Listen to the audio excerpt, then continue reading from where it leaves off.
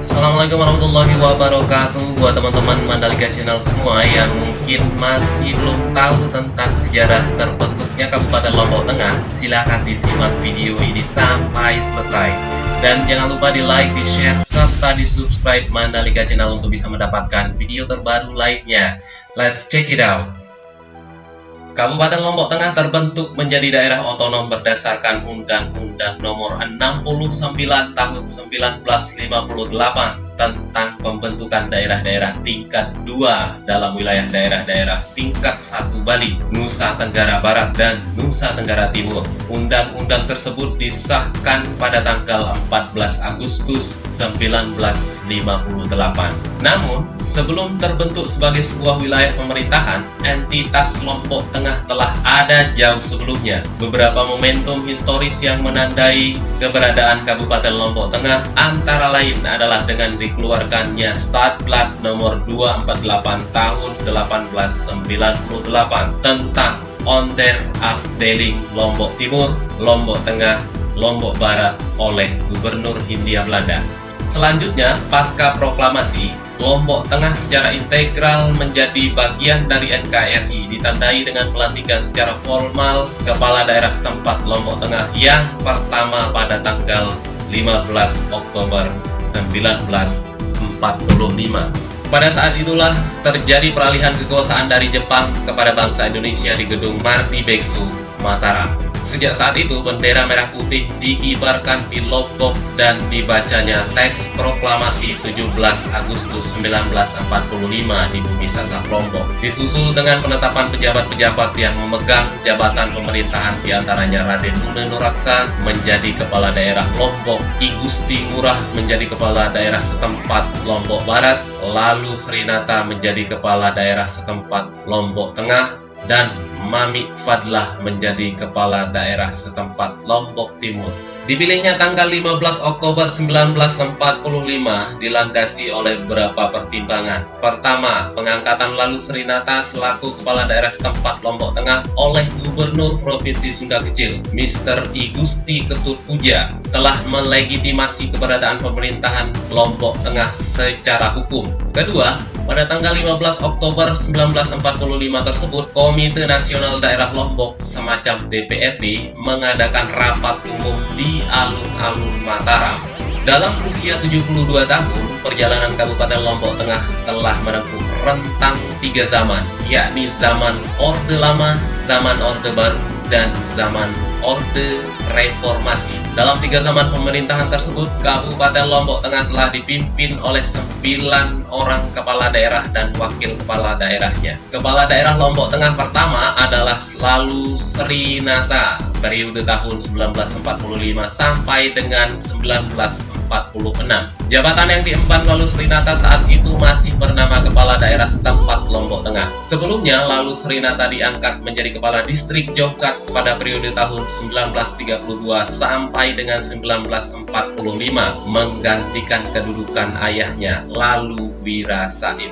Wilayah administratif pemerintahan daerah Lombok Tengah saat itu terdiri dari 4 kedistrikan, yakni Distrik Praya, Distrik Kopang, Distrik Mantang, dan Distrik Jongkat. Setelah Lalu Srinata, Lombok Tengah dipimpin oleh Lalu Wirentanus alias Haji Lalu Hashim periode tahun 1946 sampai dengan 1959. Pemerintahan Lalu Wirentanus dilanjutkan oleh Muhammad Sanusi periode tahun 1960 sampai dengan 1964 selaku Kepala Daerah tingkat 2 Kabupaten Lombok Tengah. Naiknya Muhammad Sanusi melalui pemilihan DPRD yang ditetapkan oleh Menteri Dalam Negeri. Selain meneruskan beberapa kebijakan pendahulunya, wilayah administratif Lombok Tengah pada masa ini tetap 4 distrik, yakni Distrik Praya, Distrik Kopang, Distrik Mantang, dan Distrik Jonggat. Kepemimpinan Muhammad Sanusi berakhir pada tahun 1964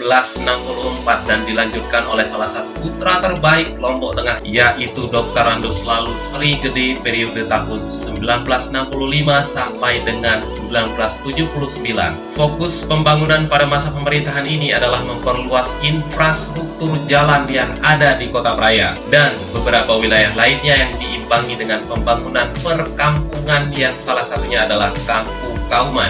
Pada masa ini juga terdapat pengembangan jumlah wilayah 5 kecamatan baru, yaitu Kecamatan Pujut, Jana Pria, Praia Timur, Praia Barat, dan Kecamatan Pringgarata. Pemerintahan Dr. Andus Lalu Sri Gede berakhir pada tahun 1979. Setelah Dr. Andus Haji Lalu Sri Gede, pemerintahan dilanjutkan oleh Letkol C. Parwoto WP untuk periode tahun 1979 sampai dengan 1989. Ini untuk pertama kalinya Lombok Tengah dipimpin dari kalangan militer. Pada masa ini mulai ada Badan Perencanaan Pembangunan Daerah alias Bapeda di Kabupaten Lombok Tengah. Berbagai perencanaan pembangunan pun dirancang. Sistem gogorancah yang sangat terkenal itu mulai diterapkan pada masa pemerintahan ini. Untuk mengatasi kekurangan air pertanian, khususnya di wilayah selatan, dibangunlah bendungan Batu Jai. Selain mulai dirancang tata ruang kota Praia, ide pembangunan Bandara Internasional Lombok sudah dimulai pada masa pemerintahan Letkol C. Parwoto WP. Kepemimpinan Letkol Parwoto berakhir tahun 1989, dilanjutkan oleh Kolonel Haji Irham selama 2 periode dari tahun 1989 sampai dengan 1999. Pada periode ini, lahan Bandara Internasional Lombok seluas 551 hektar di Tanah Awu, Kecamatan Pujut mulai dibebaskan. Sistem gogorancah tetap diterapkan dan dilakukan pemindahan pasar dan terminal yang ada di tengah-tengah kota Praia ke renteng Kecamatan Praia. Pemerintahan Kolonel Haji Irham dilanjutkan oleh Dr. Andus Haji Lalu Suhaimi dari kalangan sipil yang masih diangkat melalui DPRD untuk periode tahun 1999 sampai dengan 2004. Pada masa inilah pemekaran wilayah dilakukan sehingga menjadi 12 kecamatan seperti sekarang ini. Kecamatan yang baru hasil pemekaran pada masa Dr. Andus Haji Lalu Suhaimi yaitu Kecamatan Praia Tengah, Praia Barat Daya, dan Batu Peliang Utara. Pada masa ini Kabupaten Lombok Tengah mencetuskan mutu Tata Studi Trasna melalui Peraturan Daerah Kabupaten Lombok Tengah nomor 14 tahun 1999 tentang lambang dan mutu Kabupaten Lombok Tengah. Pemerintahan Dr. Andus Haji Lalu Suhaimi berakhir tahun 2004 yang dilanjutkan oleh pasangan Haji Lalu Wiratmaja dan Haji Lalu Suprayatno SH MPH MM periode tahun 2004 sampai dengan 2010. Saat inilah untuk pertama kalinya Bupati dan Wakil Bupati Lombok Tengah dipilih secara langsung oleh masyarakat. Peletakan batu pertama pembangunan Bandara Internasional Lombok alias BIL dilaksanakan pada periode pemerintahan ini, yaitu pada tanggal 19 Januari 2008. Pada masa kepemimpinan Haji Lalu Wiratmaja dan Haji Lalu Suprayatno digagas tentang perumusan hari jadi Kabupaten Lombok Tengah yang diprakarsai oleh KNPI. Pemerintahan Haji Lalu Wiratmaja dan Haji Lalu Suprayatno dilanjutkan oleh pasangan Haji Muhammad Suhaili FTSH dan Dr. Andus Haji Lalu Normal Suzana untuk periode tahun 2010 sampai dengan 2015 yang juga dipilih secara langsung oleh rakyat. Dengan tetap dilanjutkan program-program pembangunan pemerintahan sebelumnya, pasangan Haji Muhammad Suhaili FTSH dan Dr. Andus Haji Lalu Normal Suzana menitik beratkan pembangunan pada 3 fokus pembangunan, yaitu agriculture alias pertanian, tourism alias pariwisata, dan marine alias kelautan, dengan menitik beratkan pada pembangunan 2R alias rurung reban. Selain itu, dilakukan pembagian kawasan pengembangan menjadi 3 zona, yaitu zona 1 sebagai kawasan Aik Meneng yang meliputi Kecamatan Kopang, Kecamatan Pringgarata, Kecamatan Batu Peliang, dan Kecamatan Batu Peliang Utara. Zona 2 sebagai kawasan Tunjung Tilah meliputi Kecamatan Praia, Kecamatan Praia Tengah, Kecamatan Jonggat, dan Kecamatan Janapria. Terakhir, zona 3 sebagai kawasan Empak Bagu meliputi Kecamatan Pujut, Kecamatan Praia Timur, Kecamatan Praia Barat, dan Kecamatan Praia Barat Daya. Pada awal pemerintahan Haji Muhammad Suhaili FT dan Dr. Andus Haji Lalu Normal Suzana, dilakukan peresmian Bandara Internasional Lombok oleh Presiden Republik Indonesia Dr. Haji Susilo Bambang Yudhoyono, yaitu pada tanggal 1 Oktober 2011. Bersamaan dengan itu dilakukan groundbreaking kawasan Mandalika Resort sebagai kawasan ekonomi khusus alias KEK pada bulan Agustus 2015.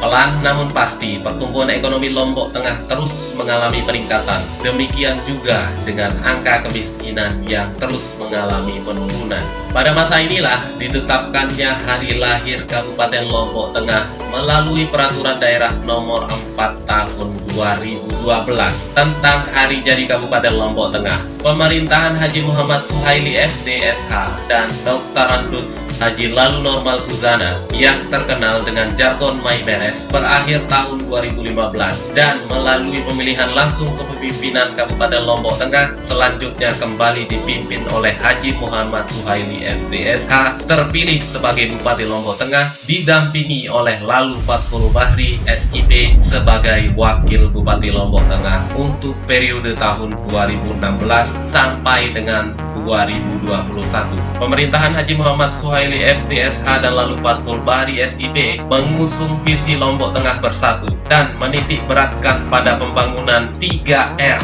Rurung, Reban, untuk meraih rizki dengan terus mengawal kawasan ekonomi khusus KEK Mandalika bersama semua stakeholder yang ada demi Lombok Tengah yang bersatu. Dalam rangka akselerasi program-program pengentasan kemiskinan yang dilakukan oleh semua stakeholder tersebut, pemerintah daerah mencanangkan sebuah gerakan yang memadukan semua program penanggulangan kemiskinan yang ada di Kabupaten Lombok Tengah.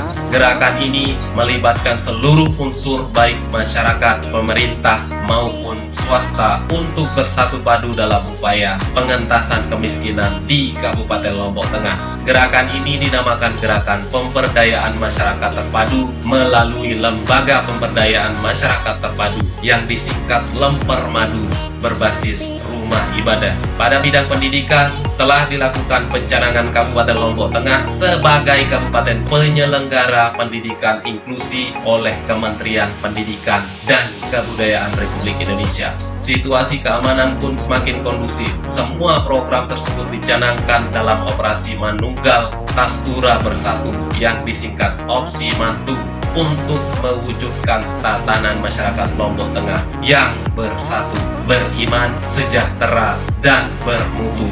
Semoga Kabupaten Lombok Tengah kedepannya semakin maju dan berjaya, tentunya untuk kemaslahatan umat khususnya yang ada di Kabupaten Lombok Tengah.